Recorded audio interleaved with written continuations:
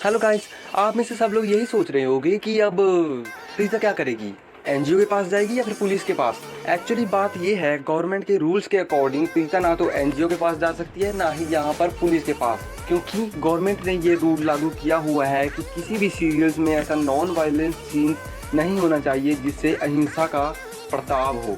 जिसकी वजह से यहाँ पर कुंडली भाग्य में ऐसा कोई भी सीन देखने को नहीं मिलेगा जिससे आपको लगे जिससे नॉन वायलेंस क्रिएट होता हो।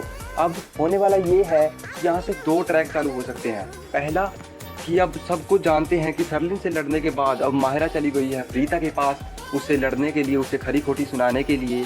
अब माहिरा ने लगा दिया है इल्ज़ाम प्रीता की माँ पर कि ये सब किया गया उसकी माँ का है, जिसकी वजह से प्रीता हो गई है क्रोधित। अब आप लोग कुछ जानते ही हैं कि प्रीता गुस्से में आ चुकी है, तो इन दोनों में कुछ ना कुछ तो होगा। यहाँ पर माहिरा ने धमकी दे गई है कि अब मैं वो करेगी जो करेगी, अब प्रीता देखिए।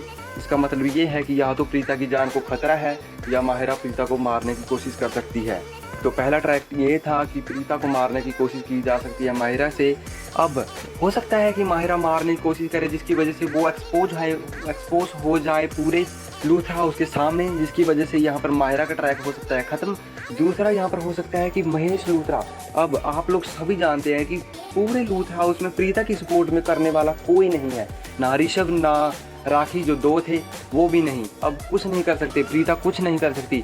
अब सिर्फ एक ही सपोर्टर बचा है, उसका महेश लूथरा। और हो सकता है कि महेश लूथरा यहाँ पर होश में आ जाए, क्योंकि हमने पिछले एपिसोड में भी देखा है उनकी एक्टिविटीज़ हो रही हैं, वो कोमा से बाहर आने की कोशिश कर रहे हैं, जिसकी वजह से हो सकता है ऐसा अब होगा। क्योंकि यार 3 साल से हम लोग ऐसा ही कुछ देखते आ रहे हैं, कभी भी प्रीता के फेवर में कुछ नहीं हुआ। मगर आप लोगों को समझना होगा कि कहानी बहुत लंबी तक जाएगी।